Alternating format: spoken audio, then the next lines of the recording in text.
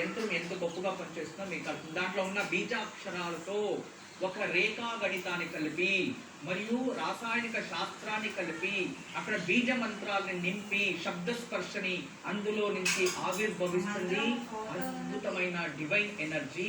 అది మన చక్రాల్లో జాగ్రత్త వ్యవస్థ చేసి మనకి బ్రెయిన్ ని డెవలప్మెంట్ చేసి అజ్ఞానం నుంచి దూరం చేసి సుజ్ఞానం వైపు తీసుకెళ్లే అద్భుతమైన చిన్న యంత్రం తయారు చేస్తున్నాము. ఇది త్వరలోనే ప్రజల కోసం లోక కళ్యాణం కోసం విడుదల చేస్తా. ఈ రోజు అక్షయ తృతీయ రోజు నేను తీసుకున్న ప్రజల కోసం ఒక మంచి ప్రతిజ్ఞ. ఇది ఒక పుణ్యఫలం కోసం అని నేను అనుకుంటున్నాను. ఇక ఇదే విధానంగా ఈ రోజు మనం అందరూ కూడా ఒక మంత్రాన్ని అయితే జపించాం. ఇక విద్యార్జన కోసం అక్షయం అవ్వడానికి నీలా సరస్వతి గురించి తెలుసుకున్నారు. ఇక ఈరోజు మంచి మాట. ఈ మంచి మాటలో జీవితంలో మనం తెలుసుకోవాల్సినది ఎప్పుడు కూడా పుణ్యం అక్షయమయ్యే పనులు ఆచరించాలి, భక్తి అక్షయమయ్యే కృతువుల్ని ఆచరించాలి, ధర్మం అక్షయమయ్యే నిర్ణయాలని తీసుకోవాలి.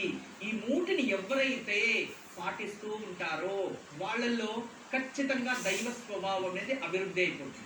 సత్యానికి ఎప్పుడు చావుండదు. అటువంటి సత్యము మీలో అక్షయం అవుతే మీలోనే భగవంతుడు ఉన్నాడు అని అర్థం.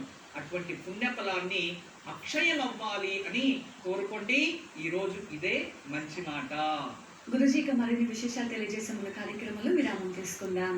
ఓంకారం అక్షయ తృతీయ ప్రత్యేక కార్యక్రమంలో విరామం ప్రెసెంటెడ్